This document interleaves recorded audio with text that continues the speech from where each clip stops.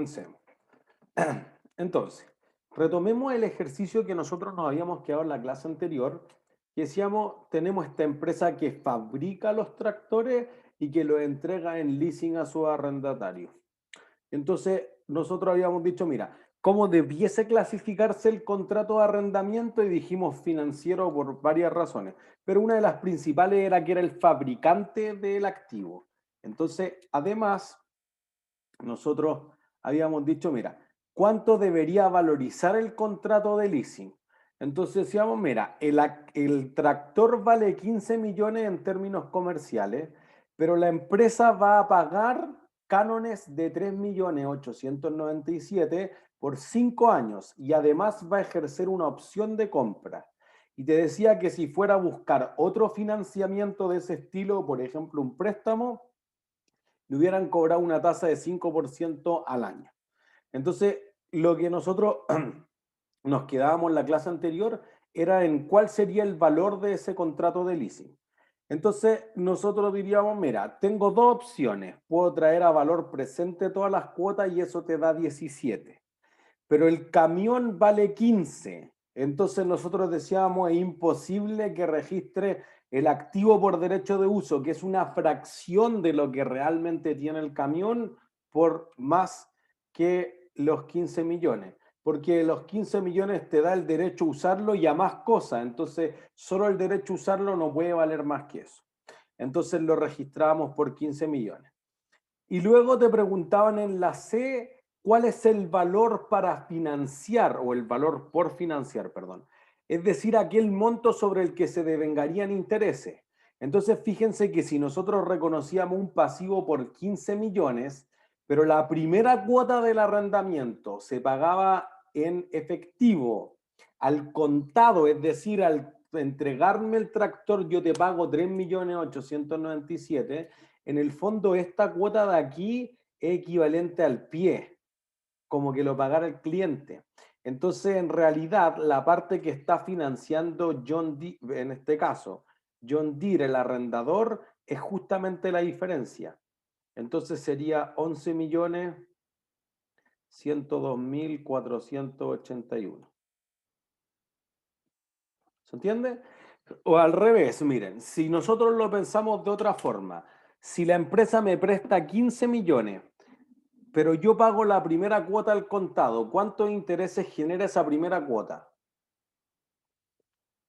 Cero. Cero. Entonces, esa es la lógica de que si hay una cuota anticipada, el valor que está financiando el arrendador es justamente el monto total menos la primera cuota, porque esa primera cuota no genera intereses realmente. ¿Se entiende? Entonces nos daría esos 11 millones que calculábamos ahí. Entonces, 11.102.481. Entonces, lo que Profe, uno... perdón, los Ajá. leasing siempre se hacen con cuota adelantada, que todos los ejercicios que he visto siempre son con cuota adelantada. Diría que casi siempre se hacen, o sea, lo más normal en la realidad es hacerlo así. No siempre, pero diría que casi siempre, o una parte significativa de las veces. Profe, Eh, entonces, si es que en algún ejercicio no dicen, asumimos que es adelantada. eh, yo no haría eso, yo diría que si no dice es más fácil hacer la vencida nomás, po, ¿no? Ah, ya, O gracias. sea, que es lo mismo que hemos hecho desde el principio del semestre. En el fondo, si no es explícito, yo haría lo más fácil. O sea, si no me dice qué tasa es simple. Si no me dice si la cuota se paga a la firma del contrato, entonces cuota vencida, más fácil en el fondo. Creo yo. La experiencia me dice eso. ¿Sí? Entonces, después te dicen, mira, ¿cuáles son los registros contables para el arrendatario? ¿El arrendatario es el dueño o el usuario del activo?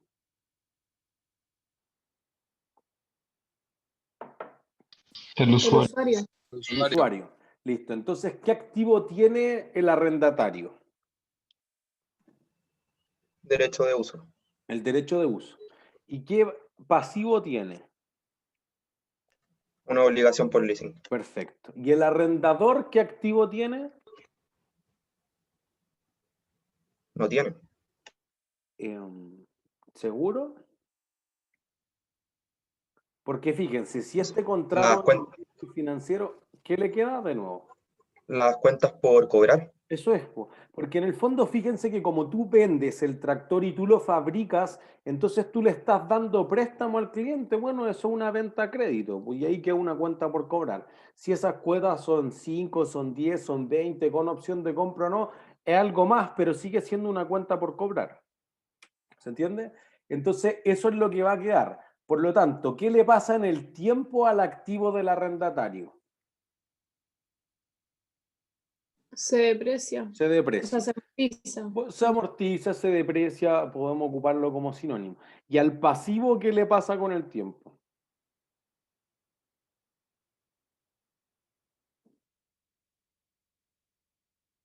Va disminuyendo.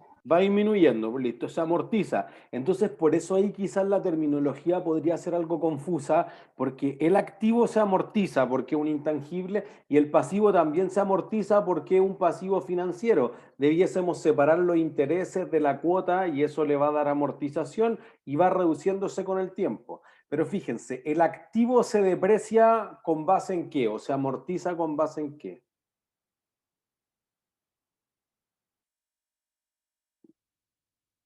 En el tiempo, ¿cómo se va depreciando el activo? Por Lineal. el uso, ¿no? Eso es, pues, de forma lineal. Entonces la empresa lo que va a mostrar es que el activo podría bajar de una forma que es distinta a la que va bajando el pasivo, porque el pasivo no baja lineal. Y eso es lo que nosotros decíamos, por ejemplo, cuando mostramos los estados financieros de Entel, que en el fondo nosotros decíamos, mira, si este es el tiempo y este es el valor del activo, el activo va bajando así, pero el pasivo va bajando de otra forma, va bajando de esta forma. Entonces, al inicio son lo mismo y al final son lo mismo, pero mientras tanto podría haber una diferencia. Y justamente dijimos, esta diferencia era lo que en Entel reconocía un activo por 385.000 millones de pesos por derecho de uso, pero un pasivo de 500.000 millones. Y había una diferencia significativa. ¿Se entiende? Entonces, por eso que hay que tener súper claro que es probable que el activo se deprecie de forma lineal y que el pasivo no lo haga de forma lineal. Entonces, la duda aquí es, recuerden que tengo este activo cuya vida útil económica es de 8 años, pero que tú haces un contrato de leasing solo por 5 y que tiene una opción de compra por 300. ¿Voy a ejercer la opción de compra o no?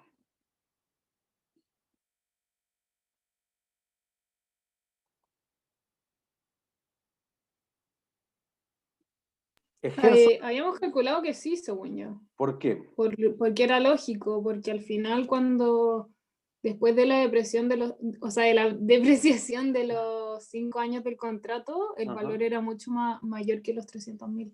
Eso es. Porque fíjense, aquí tenemos un activo que vale 15 millones al principio, perdón, que dura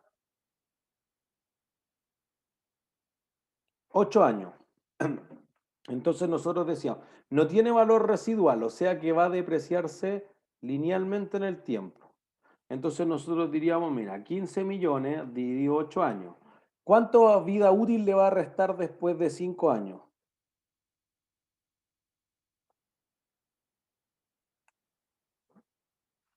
¿Cuántos años les van a quedar de uso después de haber pasado 5 años? 3. 3. Y entonces va a tener un valor de 5.625.000 cuando le falten 3 años por depreciarse. Entonces tú dices, si tengo un activo que vale 5.600.000, ¿lo compraría por 300? Sí. Sí. Sí, obvio. Nadie querría dejar esa utilidad encima de la mesa. Entonces, por eso uno dice, bueno, pero la empresa le podría ir mal y en 5 años quizás no ejerce la opción. Bueno, pero lo más probable desde ahora es que la ejerce.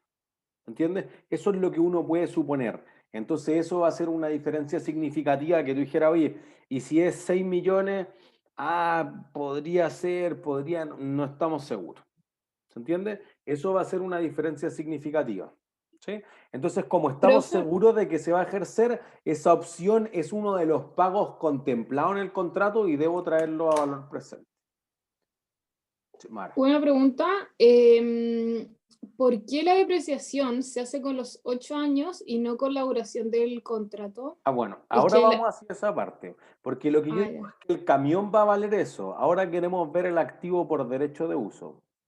Entonces, si pensamos en el activo por derecho de uso, ¿por cuánto tiempo lo deprecio? Por los 5 años, ¿Por qué? porque es lo que dura el contrato. Pero ¿por cuánto tiempo voy a ocupar el activo? Por 5 años. ¿Y después no lo voy a usar más? Sí, pues, porque quedan 3 años. Pero ¿podría devolver el activo? ¿Lo voy a devolver o no? Porque lo voy a comprar. Lo voy a No tendría comprar, sentido. po. Entonces, fíjense que ustedes dicen, mira, si tiene la opción de compra y voy a ejercer la opción de compra es por toda la vida útil. Si no tiene la opción de compra, entonces voy a decir por el plazo del contrato o la vida útil el menor entre ambos.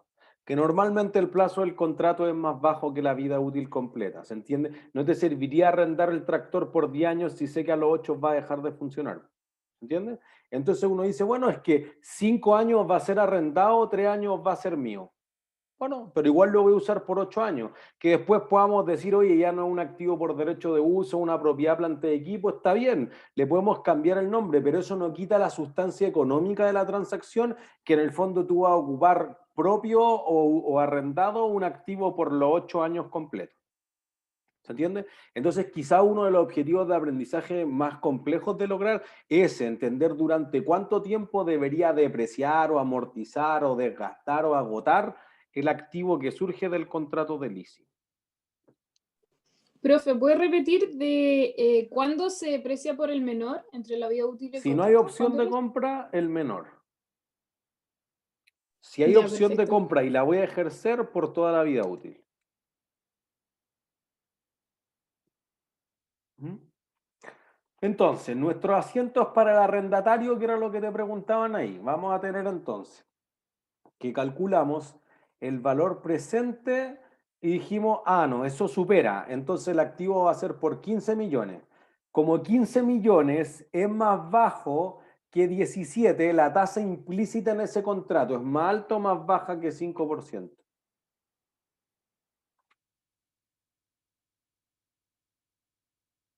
Más alta. Más alta, porque yo necesito colocar una tasa aquí que me dé un valor presente más bajo y la relación es inversa. ¿Se entiende? Entonces nosotros diríamos, mira, todo lo que prometo pagar en el contrato, que son las 5 cuotas anticipadas, más la opción final, un solo pago, ojo, esto puede ser una confusión ya en vista del control 1 de ejercicio y de la prueba 2, que en el fondo lo que uno dice, ah, no, ocupo la fórmula en anualidad para todo. No, porque tú no puedes ejercer 5 veces la opción de compra. Tú solamente puedes ejercer una vez la opción de compra, que al final del contrato. No puedo comprarla entre medio del contrato, pues no tiene sentido. ¿Se entiende? Entonces, cuando tú ejerces esa opción de compra, tú vas a decir, listo, es un solo pago que está al final. Y entonces tiene que ser descontado solamente dividiendo uno más eso a valor presente. Entonces, o sea, elevado al número de periodos. Por eso que el valor presente depende si una anualidad, si una perpetuidad, si la tasa efectiva, compuesta, etc. Entonces, si alguien tiene como dificultades todavía con matemáticas financieras, sería súper importante que quizás recapitularan sobre eso.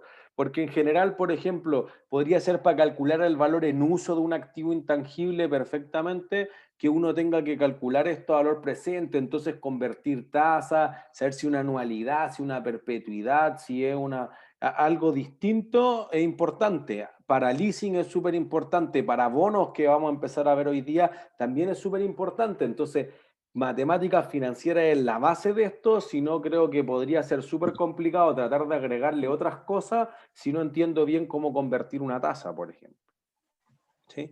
Para que lo tengan claro. Además, el control de ejercicios de la próxima semana, igual que la vez anterior. Lo que uno esperaría es un par de ejercicios de nivel avanzado, preparados fundamentalmente para que se demoren aproximadamente media hora en cada uno Y es la misma expectativa que uno tiene para la prueba. En el fondo, el nivel es avanzado. Ustedes en el set después van a encontrar hartos más. Nosotros vamos a hacer adicionalmente el 3, pero después pueden ver que tienen 6 o 7 y ahí tienen en el fondo para que ojalá discutan con su grupo de estudio. Eso es súper importante. No sirve hacer 8.000 ejercicios. Quizá hay que hacer 2 o 3, pero entenderlo súper bien.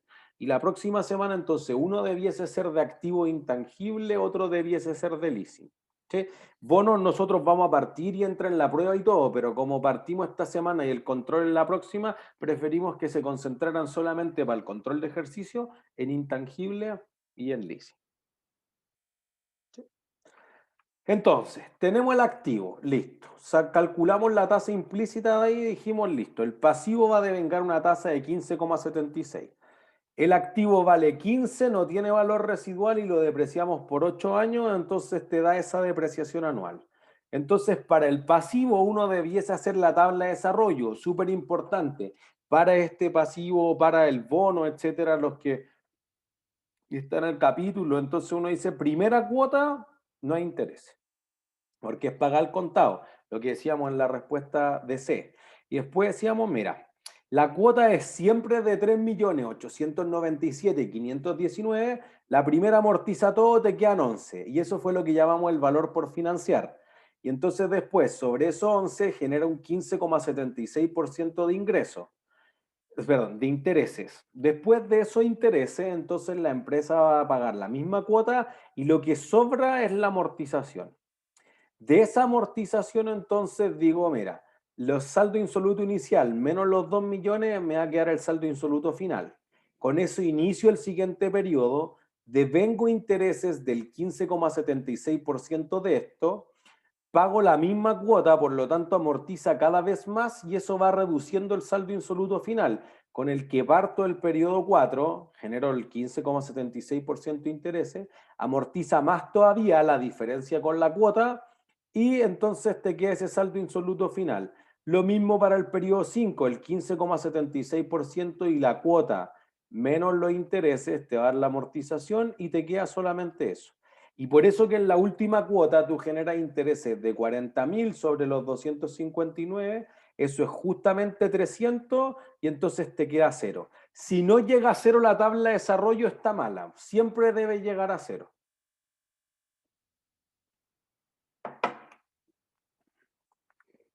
¿Se entiende? ¿Es claro para todos? Perfecto. Profe, yo no caché porque la última cuota es distinta. Ah, porque la última cuota es la opción de compra de 300.000 que dijimos que iba a ejercer. Ah, ya, perfecto. Gracias. Entonces, por eso que quizá esta es la 1, pero está en el periodo 0. La otra está en el 1, en el 2, en el 3, en el 4 y al final del quinto año, en el fondo, ejerzo la opción de compra.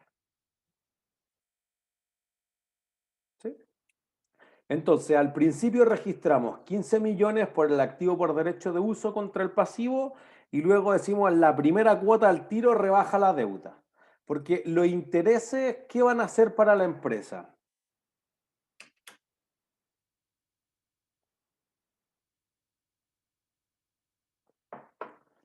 ¿Qué serán los intereses para la empresa?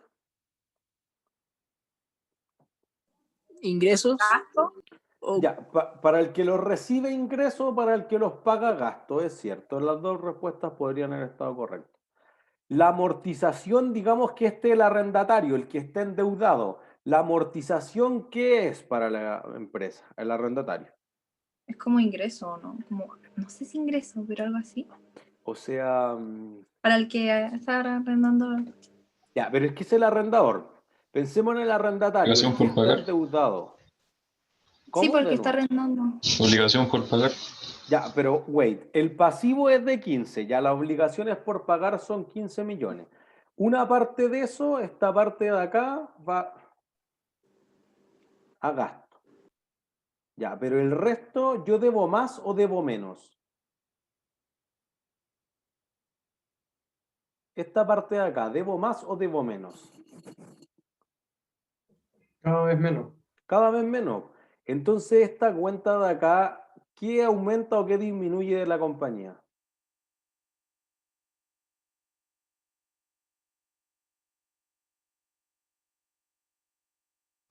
La cuenta por pagar. Eso es. ¿Y la cuenta por pagar qué tipo de cosa es?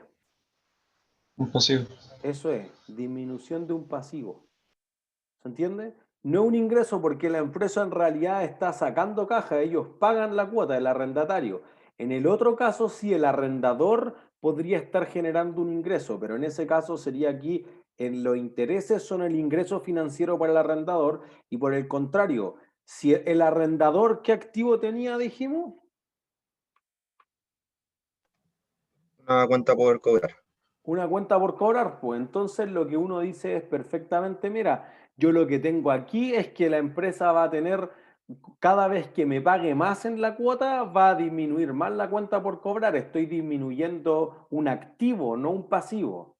¿Se entiende? Entonces eso hace una diferencia muy significativa a la hora de contabilizar esto, porque lo que tú estás viendo es que en la disminución del pasivo es justamente todo lo contrario a la disminución del activo. ¿Sí? Entonces, fíjense, después vamos a tener, como teníamos el primer año, al final se amortiza o se deprecia el activo por derecho de uso contra su depreciación o amortización acumulada. Después, entonces, en cada cuota voy a separar los intereses de cuánto amortiza la obligación por leasing y cuánto se reduce el efectivo. Y eso va a ser lo mismo para todas las cuotas. Entonces, todo el resto de los años los asientos son exactamente lo mismo. ¿Se entiende? Hasta el final del periodo. Cifras distintas, pero exactamente las mismas cuentas de los activos. Entonces, más allá de hacer 1.000.000 de asientos, lo que hay que tener súper claro es las cosas de análisis que nosotros decíamos. Por ejemplo, que tú no estuvieses contabilizando estos activos fuera de balance. Entonces, cuando yo decía, oye, mira, hay una parte que va a ser gasto, otra parte que va a ser arriendo y esto es financiamiento, o este no es activo, este sí activo, eso distorsiona ciertos indicadores, particularmente la rentabilidad sobre el activo. Si hay un leasing operativo, no contabilizo el activo y entonces estoy dividiendo la misma utilidad, pero sobre un activo más chico. Por lo tanto, la rentabilidad parece ser más alta y quizás está ocupando exactamente los mismos activos. ¿Se entiende? Entonces, eso hace una diferencia significativa. Después entonces lo que te piden son los registros contables para el arrendador. Y entonces los registros contables para el arrendador sería todo lo contrario. Ya tenemos la tabla de desarrollo, entonces el arrendador va a recibir la cuota, por lo tanto cargo efectivo. Y como tú eras el fabricante, entonces tú en un principio vendiste el tractor. ¿Sí? Y en la venta entonces tengo que reconocerlo con el costo de venta. Entonces, como te decía que ganaba 20% sobre el costo, entonces los 15 millones dividido en 1.2 te daba el costo de los 12 millones y medio, que era lo que reconocía como salida de inventario. Te queda la cuenta por cobrar y después cada vez que te pagan una cuota entra a caja y sale la cuenta por cobrar o disminuye, pero además en las siguientes cuotas, no en la que anticipada, genero los intereses que estaban en la tabla de desarrollo. Entonces, si se fijan, es el asiento totalmente contrario a lo que se veía en la parte del arrendatario. ¿Sí? Y ahí mismas cuentas, distintos números hasta llegar a la cuota final. Profe, ¿puedo volver a los asientos del arrendatario? Arrendatario. Este es arrendatario. ¿Cómo se calcula el gasto por amortización? Los 15 millones partió 8. Ah, ya, perfecto. Pero sería igual que la depreciación de una propia planta de equipo. En el fondo, el valor inicial menos el valor residual partido la vida útil.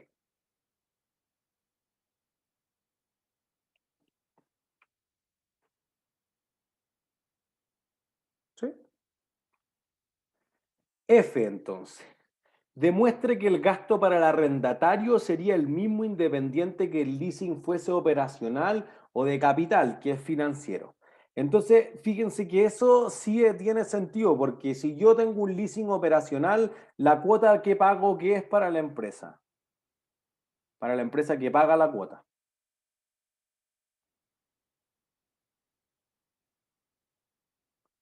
Un gasto, ¿no? Un gasto, listo. Entonces, si uno dice, mira, yo pagué 5 cuotas de 3.897.519, en total pagué 19 millones. Gasto por arriendo 19 millones.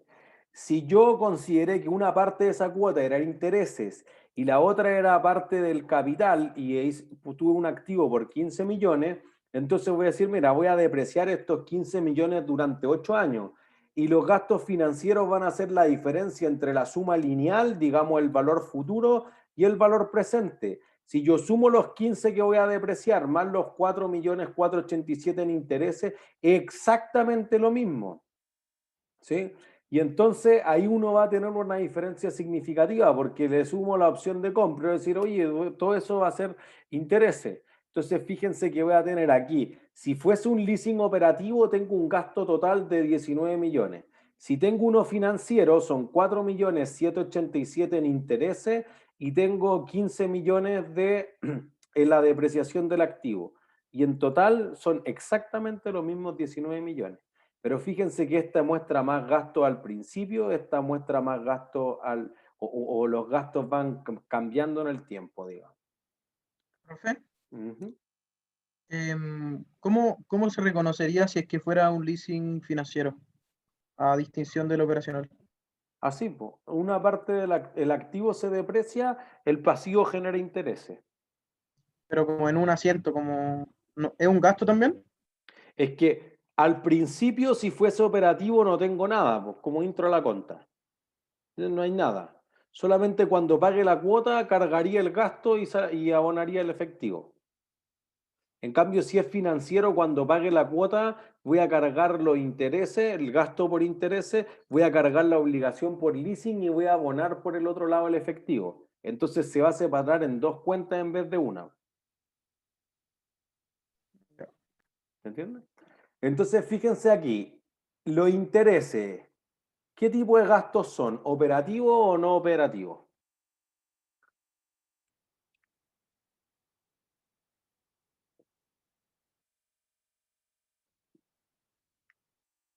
¿Son parte del negocio principal de la empresa o no?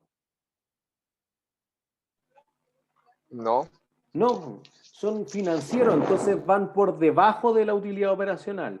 En cambio, el arriendo, ¿es operativo o no? Por un punto premio. sí, Sí, ¿por qué? porque sí es parte ¿cómo se llama? De la empresa, Del negocio principal de la empresa. del negocio, Entonces, eso. iría por arriba de la utilidad operacional. Entonces, si tú tratas de medir, por ejemplo, uno dice, oye, es que si yo calculo la utilidad neta, da lo mismo si yo lo pongo arriba o abajo. Claro, pero si tú calculas la utilidad operacional, entonces tengo menos utilidad operacional con el leasing operativo, pero por el otro lado voy a decir, en este caso, miren, voy a medir aquí el retorno sobre el activo. Si yo dijera esto, utilidad operacional sobre el activo, por un lado voy a decir, mira, la utilidad operacional es más baja porque tiene un gasto por arriendo que no tiene si yo lo contabilizo de esta forma. Pero por otro lado, voy a decir, tengo menos activo porque si tengo un leasing operativo, ¿qué activo tiene el arrendatario?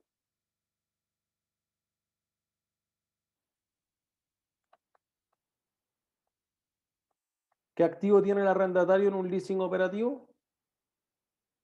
¿Por un punto premio? Financiero, ¿no? No. No tiene. Entonces, No operativo. tiene un Ah, no, punto no tiene. premio.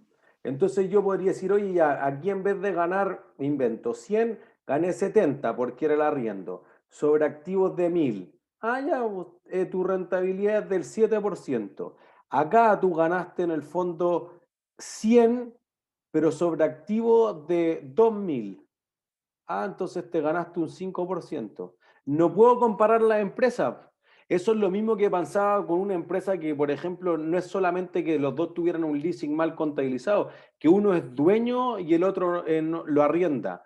Entonces el otro solamente carga la depreciación, pero tiene una carga más alta del activo y el otro no lo tiene. Entonces fíjense que no te vuelve comparable. Quizás las empresas son igual de eficientes, digamos, tienen el mismo margen bruto, pero hacia abajo no pueden tener exactamente lo mismo. Entonces, con mismo margen bruto,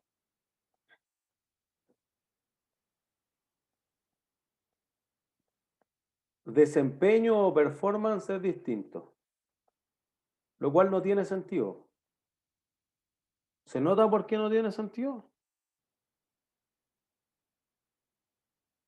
Tú dices, oye, esta tienda está igual de llena o igual de vacía, un restaurante, o vende lo mismo, etcétera, pero uno arrienda el local y otro no. Es lo mismo, po, ¿no?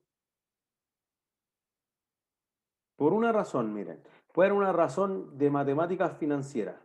Tú tienes un local que vale 100 millones y tú lo quieres arrendar. ¿Por cuánto tiempo lo vas a arrendar?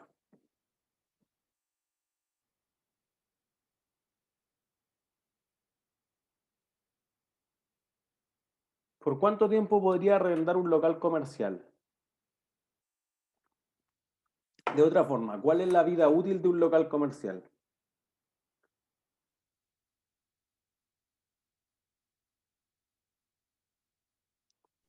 Indefinido.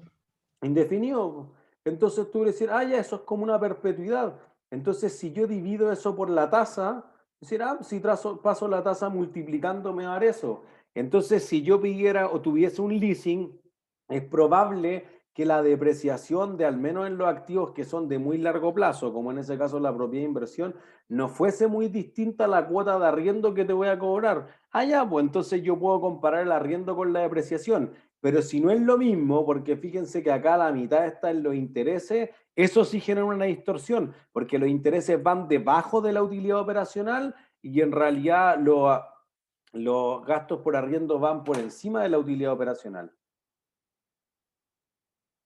¿Se entiende? Entonces, eso hace una diferencia bien significativa a la hora de, insisto, evaluar el performance financiero de las compañías. ¿Sí? ¿Dudas?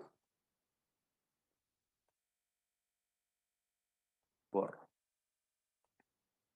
Entonces, ahí comparamos que son iguales. La letra G que te decía lo siguiente.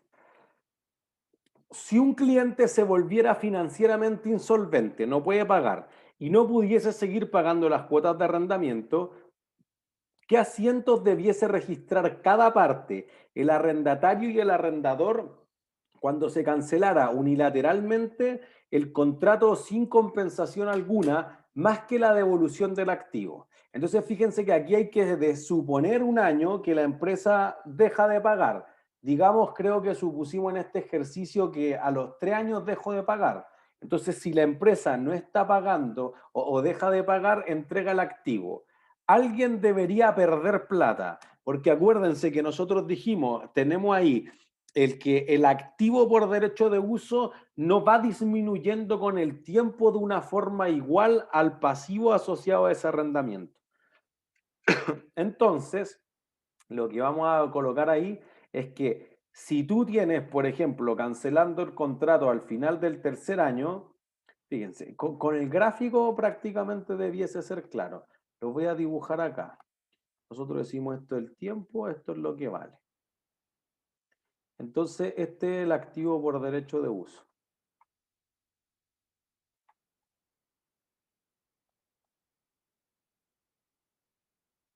Esta es la obligación por leasing. Si yo entrego un activo para cancelar un pasivo, entonces eso quiere decir que voy a ganar o voy a perder plata. Va a Va a perder. perder plata. Va a perder plata. Posiblemente, porque miren, vamos a los números del ejercicio y eso es lo que tiene lógica.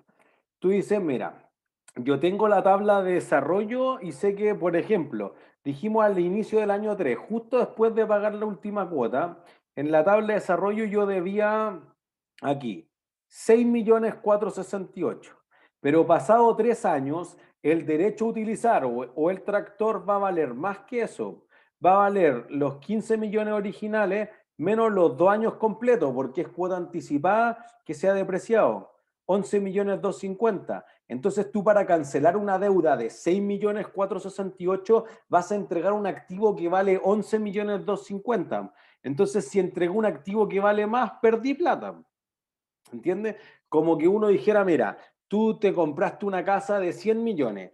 Después de llevar casi 20 años pagando, quedaste cesante y no pudiste pagar el último año y te quitaron la casa. Si te quitaron la casa y te faltaban por pagar 2 millones, 5 millones, 10 millones, lo que sea, entonces obviamente que tú vas a entregar un activo que vale mucha más plata que lo que le debía al banco y por ende vas a perder la diferencia. ¿Se Ya, entiende? pero en verdad cuando uno no puede pagarlo, según yo, venden la casa y uno se queda con todo menos lo que uno debe, ¿no? Si el O banco sea, vende la uno, casa, no, pero por eso, según yo, el banco vende la casa, se queda con la parte que uno le debía, pero después lo otro es para el vendedor de la casa al final, ¿no? sí, es cierto, sí, no, si el banco no puede cobrar más que que debía, pero como el banco debe 2 y la casa vale 100, ¿en cuánto la va a vender? O sea, no sé, o sea, yo creo que el banco trataría de venderlo como un poco menos del valor de mercado, hacerlo rápido, en verdad, Eso, pero po. No lo vende al máximo porque él le da lo mismo, si la vende a sí, 3 recupera. sí, es verdad, sí, es verdad. ¿Entiendes? Y aparte, como te la van a liquidar, entonces hay que pagarle en el remate y el proceso de normalización, salen otros costos, entonces quizás no voy a perder todo, pero hay un valor de liquidación que es por debajo del mercado para salir del cacho rápido. Por eso que la gente que se dedica a hacer negocios en los remates sabe que es buen negocio, porque se venden muy por debajo del valor de mercado, dado que el banco no es su negocio tener la casa, es un cacho tener ese stock así como de inventario. Entonces, todos esos problemas cuando están en normalización, el banco trata de salir rápido y la remata para recuperar algo y chao. Porque en el fondo dicen, mira, y si recupero nada, igual lo había considerado dentro de la estimación de deudores incobrables, entonces ya estaba interiorizado para efectos del banco. ¿Se entiende? Entonces, aquí tú dices, mira, en este caso entregué un tractor que en el neto valía 11.250.000, pero como yo había puesto el pie, solo me faltaba entregar o pagar de esa obligación 6.468.000. Por eso que la diferencia sería la pérdida por la cancelación del leasing. ¿Se entiende? Y por el contrario, pues fíjense que el arrendador va a recibir de vuelta un tractor y ese es su negocio, venderlo. Entonces tiene un inventario. Y luego dicen, ya, pues yo tenía una cuenta por cobrar de 6.468.000, que era la deuda que tenía la moneda vista desde el otro lado, y por lo tanto, como recibí un activo que vale más, gané. ¿Entiendes? No es que siempre pase eso, pero en este caso se dan con los números, particularmente porque la cuota era anticipada. Si la cuota fuese vencida, capaz que no era así.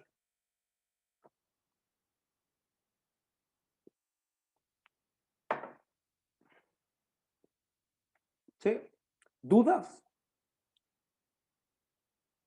¿No? ¿Es claro para todos? Entonces, miren, nosotros vamos a hacer el 3, pero quería mostrarles que los ejercicios que siguen ya cuando estén con su grupo de estudio, etcétera, por ejemplo, el 4, el del molde del mar, yo creo que lo hicimos prueba del segundo semestre del 2016, del examen, porque antes los timings eran de otra forma. Entonces, quizás para el examen del 2016. Entonces, para que vean más o menos cuánto es la profundidad que uno espera, igual que los de la ayudantía, que son súper importantes, ahí también hemos puesto los mejores, pero este me parece que es la profundidad esperada para una prueba o para el control de ejercicio. Y este también, el de Tanam Airlines, también lo hicimos cuando la Feria del Felipe estaban en el curso. Eso será 2017. Entonces, este también debe ser como del examen del 2017 o de la prueba 2 del 2017. Y ahí también ven, hay que hacer la tabla de desarrollo, algunos asientos, traer a valor presente, ver si sí, ver si no, etcétera. Entonces, la parte importante quizás que le hemos dado más enfoque en este curso es, oye, el análisis. ¿Qué pasaría con ciertas cosas como la proporción que tengo de pasivo al total de activos, por ejemplo, si la empresa se ve más endeudada o no? Que eso va mucho más alineado con lo que un ingeniero comercial hace en la vida, analiza situaciones. ¿Entiendes? Entonces, desde el punto de vista del analista, me parece que esos dos ejercicios pudieran como cerrar los objetivos de aprendizaje esperados para esta segunda bloque del curso. ¿Sí? Para que después lo puedan hacer. Entonces, hagamos el 3, dice. La industria minera utiliza grandes camiones para el transporte de minerales y sus altos gastos de gestión, depreciación, mantención y seguros contra accidentes han hecho que el transporte sea más conveniente llevarlo a puertos vía tren. Para lo anterior, Crazy Railway Inc. arrendará las líneas ferroviarias y los ferrocarriles necesarios para una gran empresa minera bajo las siguientes condiciones. El contrato es por 6 años plazo con pago de cuotas mensuales de 2 millones desde la firma de este, o sea, la cuota es anticipada. El arrendatario es responsable de la operación y mantención del activo. La propiedad legal del tren y las vías ferroviarias será traspasada si es que se ejerce una opción de compra a un precio de 30 millones junto con la última cuota. La vida útil del tren y las vías del ferrocarril se estima en 10 años sin valor residual alguno. La tasa de interés de endeudamiento incremental, es decir, un crédito bancario en iguales condiciones de plazo y garantías, es de 3,6544% efectiva por semestre. El valor razonable del tren y las vías férreas en las condiciones actuales de mercado es de 130 millones. Y solo te preguntan una cosa, ¿cuál es el valor para cada una de las partes del contrato? Entonces, ¿qué debería calcular aquí para saber cuánto vale el contrato de leasing? El valor presente de las cuotas. Ya, ¿cómo calculo? ¿Qué es lo primero que tengo que hacer para calcular el valor presente?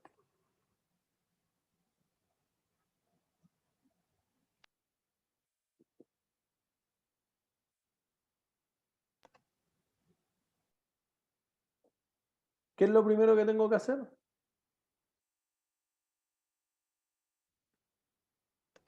Calcular la tasa implícita. Podría ser cierto, pero suena más complicado. Debiese ser algo más fácil primero. Lo mismo que hay que hacer en cualquier ejercicio de matemáticas financieras. Ver que sean adelantadas. Son O sea, adelantadas. considerar eso. Sí, pero ya sé que son adelantadas. 6 por 12 por 2 millones, para saber más o menos cuánto es el precio general. Pero eso no sería el precio, porque eso supondría que no hay valor del dinero en el tiempo. ¿Verdad? ¿Cuál fue la pregunta? ¿Qué es lo primero que tengo que hacer para resolver un ejercicio de matemáticas financieras? ¿Traer a valor presente? No, para traer a valor presente necesito algo. ¿Qué cosa? Cambiar la tasa. La tasa, eso es un punto premio. Eso es lo primero que hay que hacer, lo que decía Álvaro. Yo tengo una tasa que es efectiva semestral y las cuotas son mensuales y lo que manda es la temporalidad de la cuota. Entonces esta habla chino mandarín y esto habla coreano. No hablan el mismo idioma. ¿Entiendes? Entonces nosotros lo que vamos a decir acá es perfecto. Mira, tengo que transformar esta a mensual, tasa efectiva mensual. ¿Cómo la transformo?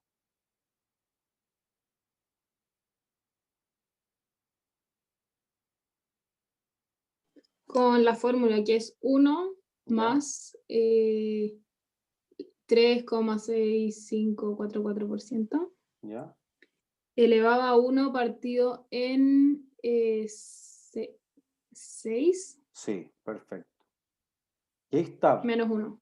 Porque en el fondo lo que uno tiene que decir es yo quiero achicar la tasa, por eso que tiene que ser elevado a una fracción. Si en realidad tú quisieras amplificarla porque las cuotas son anuales, entonces podría elevarlo a 2 perfectamente. Y ahí teniendo la tasa uno recién puede calcular el valor presente. Pero digo ya, el valor presente de esto, y voy a ejercer la opción de compra o no.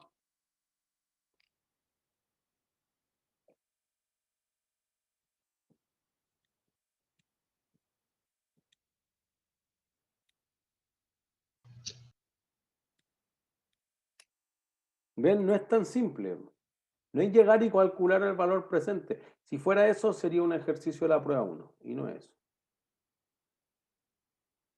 Fíjense. ¿Cuánto vale todo, el tren y las líneas ferroviarias hoy en día? 130. 130. Listo. ¿Cuál es la vida útil? 10 años. 10 años. Y en 10 años van a valer 0. O sea, van a llegar hasta acá. Podríamos decir, este es el valor del activo en la vida útil. Me quedo un poquito chueco. ¿Cuánto es el plazo del contrato? 6 años. 6 años. Entonces lo que queremos saber es cuánto va a valer justamente en ese punto el activo. ¿Cuánto va a valer ahí? Para eso hay que calcular la depreciación anual. ¿Cuánto es la depreciación anual?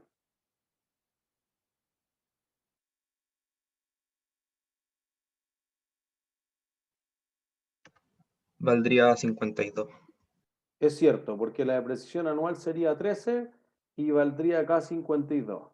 Entonces, ¿voy a ejercer la opción de compra o no?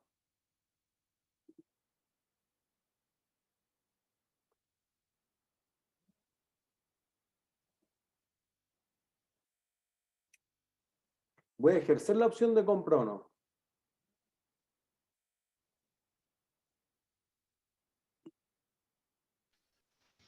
Sí, profe. ¿Sí? Porque vale mucho menos que 52, pues. Entonces, fíjense que nadie querría dejar botado estos 22 millones de euros encima. Entonces uno dice, oye, si vale 52, con seguridad voy a ejercer esos 30. Y entonces 30 es un pago contemplado dentro del contrato. Si 30 no se fuera a ejercer o tengo la duda, entonces no lo considero. Por eso debería traer a valor presente una anualidad por los 72 meses, lo que me decían al principio, 6 años por 12 meses, y después además voy a agregar un último pago que es los 30 millones en valor presente. Entonces, fíjense, voy a borrar todo esto. La tasa de 0,6 voy a traer a valor presente los 139, 136, 969, 037.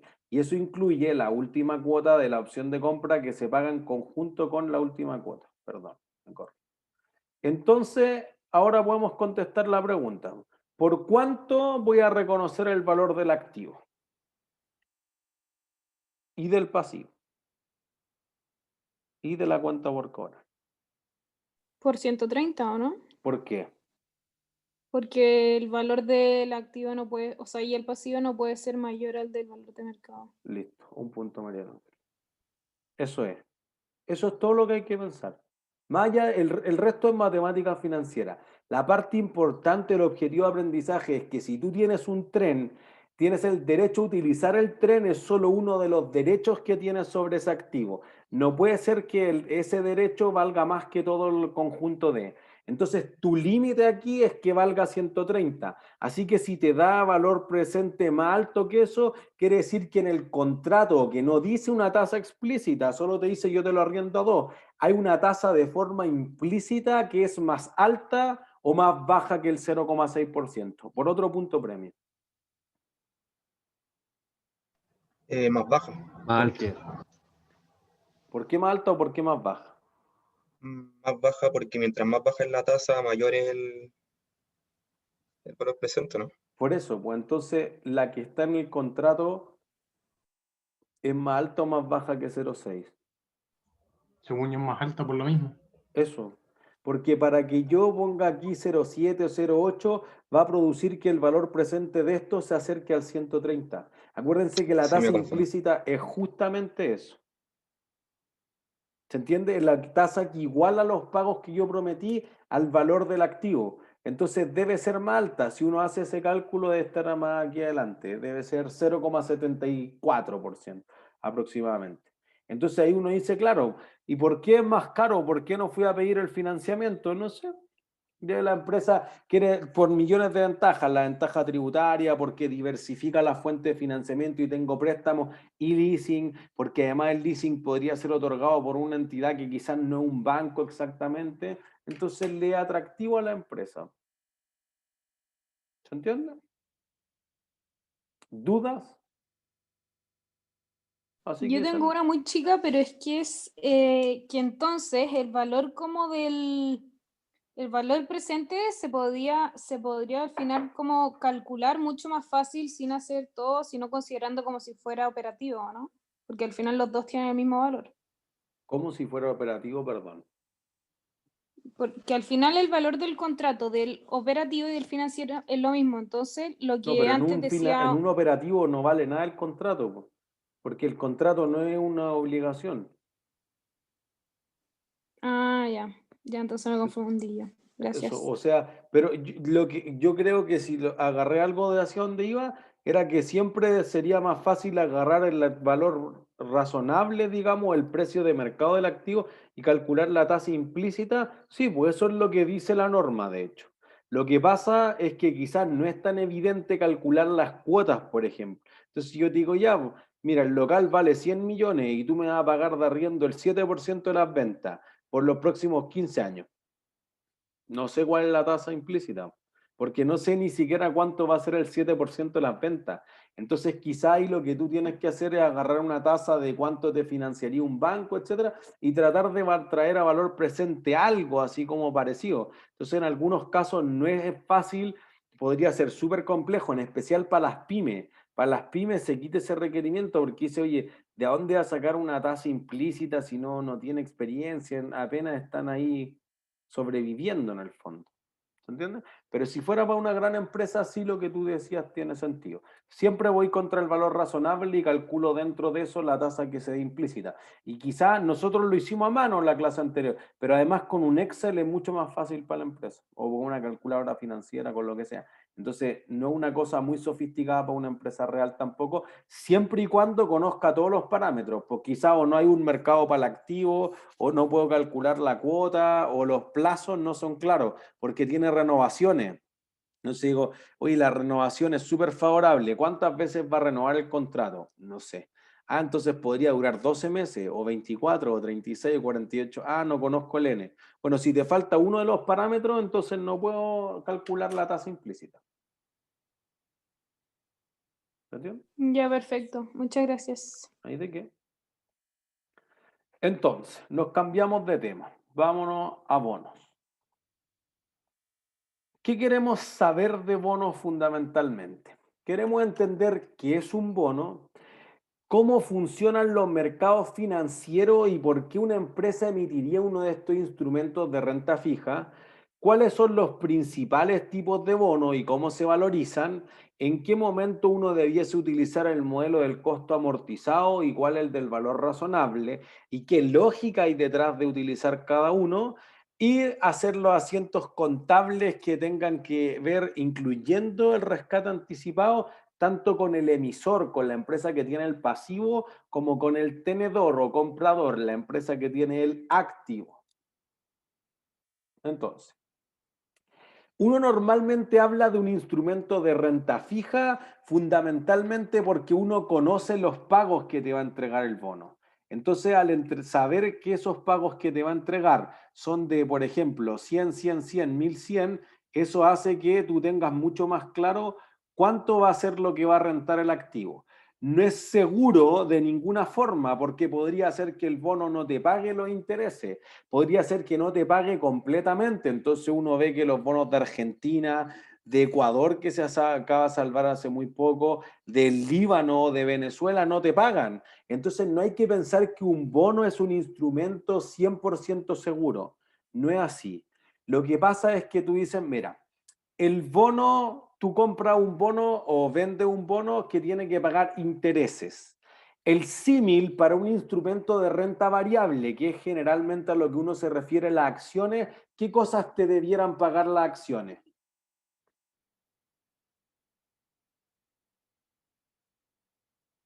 Pero eso, ¿no? ¿Las acciones? O sea, porque fue como Dividendos. Eso es. Entonces, los dividendo. intereses, el costo financiero de los bonos, los dividendos son el costo financiero de las acciones. Más o menos es el símil. Pero uno dice, oye, ¿cuánto va a ser el dividendo de la empresa en un año más? No sé, po. Pero el bono dice, oye, yo pago 100, 100, 100, 1100.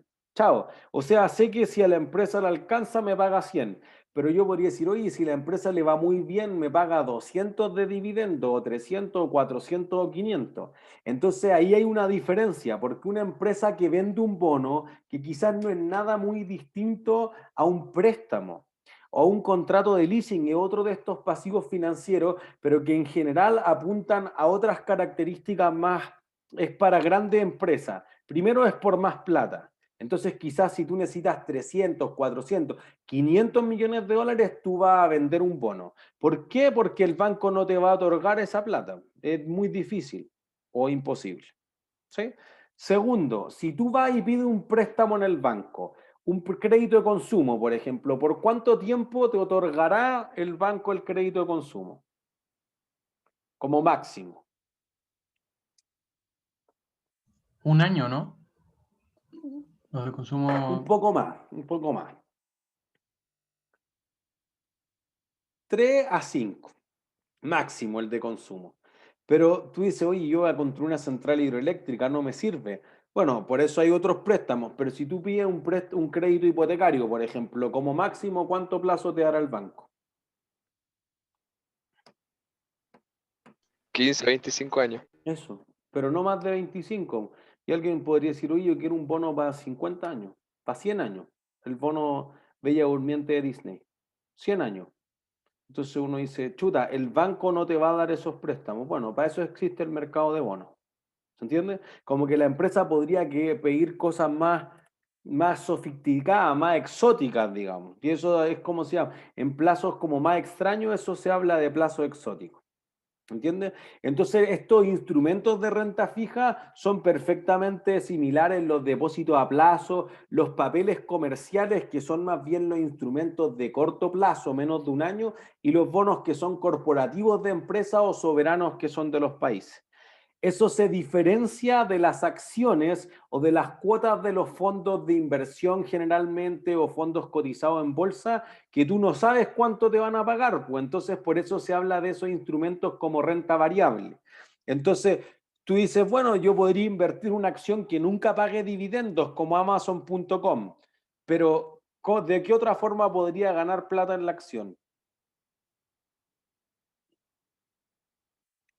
Si no paga dividendos. Vendiéndola. ¿no? Vendiéndola, pues más caro o más barato. Más caro. Más caro. Caro. Esa ganancia de capital no sé cuánto es. Po. ¿Entiendes? Tú dices, oye, yo sé que el bono me paga 100, pero si yo vendo la acción, no sabe. Al precio de mercado sí, pero ¿cuánto es? No sé. Por eso se habla de renta variable. La rentabilidad que tú obtienes podría variar mucho más, que no quiere decir que la de renta fija, la rentabilidad sea constante, es que varía mucho menos. Entonces, no hay que confundir con que un bono es un instrumento que te va a pagar a todo evento, no. Pero sí es más seguro por otra razón. Cuando la empresa se endeuda con un bono, ese bono que emite, ¿qué va a hacer para la empresa? ¿Qué tipo de cuenta va a ser? Contablemente. ¿Cuánto por pagar o no? Ya, un pasivo. Listo. En cambio, cuando yo vendo acciones, hago un aumento de capital de la empresa, ese aumento de capital, ¿qué tipo de cuenta es? ¿Un activo? No. No. La caja que Patrimonio. entra es un Patrimonio. patrimonio. Entonces, fíjense que los acreedores, los que tienen pasivos de la empresa, tienen una diferencia con los dueños de la empresa, fundamentalmente porque los tenedores de bonos, si yo no le pago la plata al banco o al proveedor, ¿qué puede hacer el proveedor o el banco? Si yo no le Embargar. pago. Embargar. Ellos pueden, en un contrato de leasing es muy evidente, oye, no me pagaste el arriendo del avión, pasa para acá. No me pagaste el arriendo de la tienda, chao. Y así sucesivamente. Entonces tienen el poder de solicitar la quiebra y embargar los activos. El accionista que invierte en la empresa y nunca le llegan dividendos, no puede decir nada. Amazon.com, cuando se listó en la bolsa el 97, desde ahí hasta ahora ha subido 289.000%, es la acción más rentable en toda la historia del mundo. Pero uno dice, oye, el 97 parecía una estupidez comprar todas las cosas por internet, apenas se tenía internet, la empresa tenía puras pérdidas, tuvo patrimonio negativo como por 5 años, entonces era una apuesta súper riesgosa, lo que ahora parece ser una apuesta súper segura. Bueno, eso hace una diferencia notable. Entonces, por eso se habla de renta variable, porque tú no sabes cuánto va a ser eso y podría nunca llegarte, y por eso que los accionistas tienen derecho excedente de cobro. Si algo sobra, les va a caer. Si en cambio los acreedores tienen un derecho preferente de cobro, ellos siempre van a estar primero que los accionistas. ¿Se entiende? Por eso no es trivial que cuando uno hace el balance o el estado de situación financiera, lo que muestra ahí es justamente eso. ¿Cuánto tienen en los pasivos? Bueno, los primeros que se van a pagar, pues, y se ordenan por exigibilidad. Y hacia abajo, entonces, después uno va cambiando lo que debiese colocar. ¿Se entiende? Entonces eso hace una diferencia muy significativa cuando uno está viendo por qué emitir un bono. ¿Qué creen que se transa más en bolsa?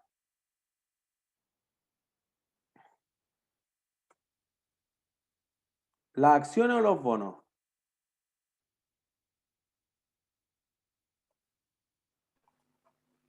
¿Qué será más transado en bolsa, acciones o bonos?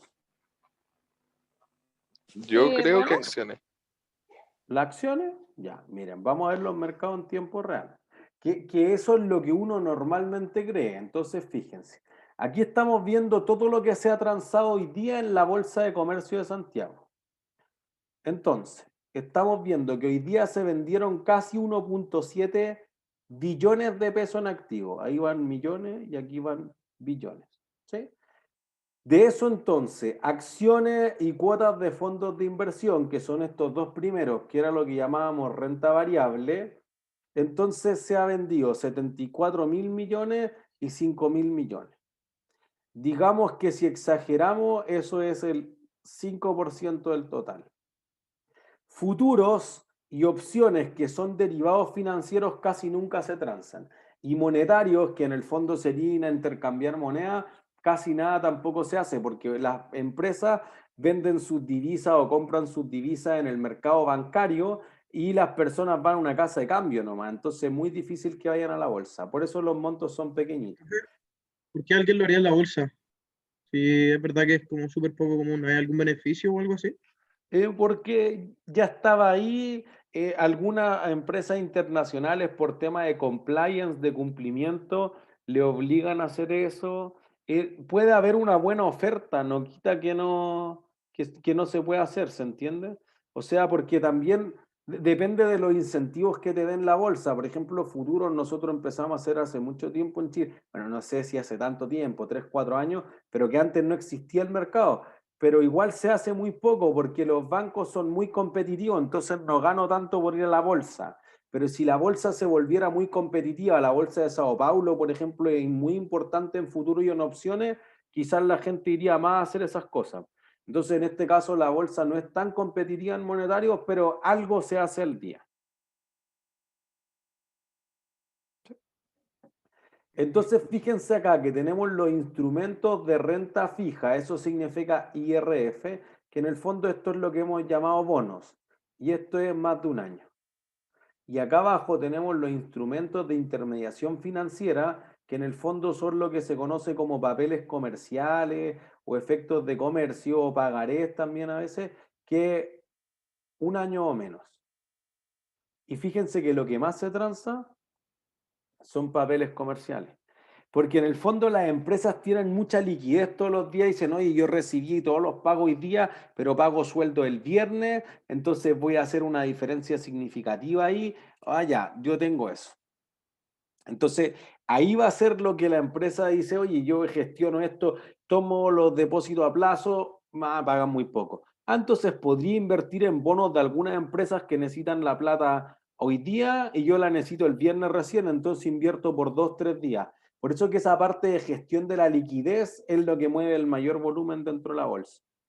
¿Se entiende? Papeles muy cortos. En vez de que yo diga te voy a pagar por 20 años, todos los años o todos los semestres, digo, mira, yo necesito la plata por 3 meses, así que yo te pago todo en 3 meses. No nos vemos hasta 3 meses. Es mucho más difícil cuando tú dices, ya, yo te voy a pagar todo en 20 años. Sucede, pero es más extraño. ¿Se entiende? Entonces, normalmente uno Menos de un cree... año más. ¿Es cuando renta, profe? No, por ejemplo, que tú dices, esto se paga cuando el vencimiento de ese papel en un año o en menos de un año. Gracias. ¿Sí? Entonces, fíjense que el mayor volumen está dado en los bonos, no en las acciones. Y entonces, lo que uno tiende a ver es que los bonos son más atractivos. No es que todas las empresas lo utilicen, insisto que estamos hablando de empresas grandes, pero en general esa es una ventaja importante. Entonces, fíjense que cuando nosotros hablamos de acciones, lo que pagan son los dividendos. Cuando hablamos de arriendos, lo que pagan son los cánones. Cuando hablamos de los préstamos en cuota, inclusive en los préstamos hipotecarios se habla del dividendo hipotecario. Bueno, cuando uno habla de acciones, entonces, perdón, de bonos, los pagos que hacen es el cupón. Literalmente, porque si se fijan acá abajo, en un bono, un bono de Australia, tiene unos cupones que para ir a cobrar los intereses o el capital y los intereses, tengo que cortar ese cupón que está acá abajo, y entonces por eso que esos pagos se le llaman los cupones. Físicamente, cada vez se hacen menos físicos, pero igual se mantiene para cierto tipo de inversionista, uno tiene el bono, y ahí uno tiene un bono del 87, $20 que te paga un 5,25% de interés, y ahí ven, semestralmente se cobraban 0,52, 0,53, etcétera, etcétera, etcétera. ¿Sí? Profesor, Ajá. como en resumen, al final, entonces los bonos podríamos decir que es como los IRF y los IIF, y Ajá. son como al final como préstamos o como inversiones como a mediano o corto plazo. No, pero todos son bonos, solamente que unos son bonos a corto plazo y otros son bonos a largo plazo. Pero es un tipo de inversión o un préstamo a otra empresa, quizá, o cosas así, ¿o no? ¿Sí? ¿O entendí mal? O sea, también son empresas. O sea, puede ser, por ejemplo, que Entel venda un bono a 10 años, que eso hizo para emitir Nextel Perú $800 millones para adquirir Nextel Perú. El 2014, creo yo, le hacía clase a la gente de la tesorería. Pero podría ocurrir también que tú veas que el Entel dice, oye, tengo un problema de 3 meses porque ha estado malo el negocio, pero en Navidad nos recuperamos, podría pedir prestado por 3 meses y emite un papel comercial por 3 meses. ¿Se entiende? Entonces podría ser el mismo emisor que emita algunos bonos de menores plazos y otros mayores plazos, dependiendo de lo que voy a hacer con la plata, si la voy a invertir, si la empresa va a financiar gastos o va a invertir en una torre o en una construcción más grande, quizás necesita plazos más largos. ¿Se entiende? Entonces, la idea de los cupones surge de esta idea física que tú vas cortando los cupones. Por ejemplo, aquí hay un bono del estado de California que tiene un cupón que le falta, pero le quedan pocos. Pero ya un bono de México que se han descuponado varios, pero todavía le restan mucho. Y podría ser cada vez más largo. De China también hay uno que le faltan 2, pero lleva demasiado. E inclusive aquí tenemos uno del Banco Central, que en el fondo dice, mira, fue emitido el 1 de mayo del 95 y vence el 1 de mayo del 2015, 20 años. Está denominado en unidades de fomento, así que son 1000 unidades de fomento y paga una tasa de 6,5% al año, que se pagan cupones el 1 de noviembre y el 1 de mayo, paga de forma semestral. Entonces eso hace una diferencia. E inclusive uno podría ver el de Disney. Aquí quizá habría que hacerle un poquito más de zoom los que tengan sus láminas abiertas, pero tengo un bono de $300 millones que Disney ofreció en agosto del 92 y que empezaba a devengar interés y todo durante el 93, 7,55% de interés, y que maduraba el 2093. Este es el bono Bella Durmiente Disney, 100 años más. Ningún banco le hubiera otorgado un préstamo por 100 años. ¿Se entiende? Entonces, por eso cuando tienen estas necesidades no convencionales, más exóticas, las empresas van y buscan eso.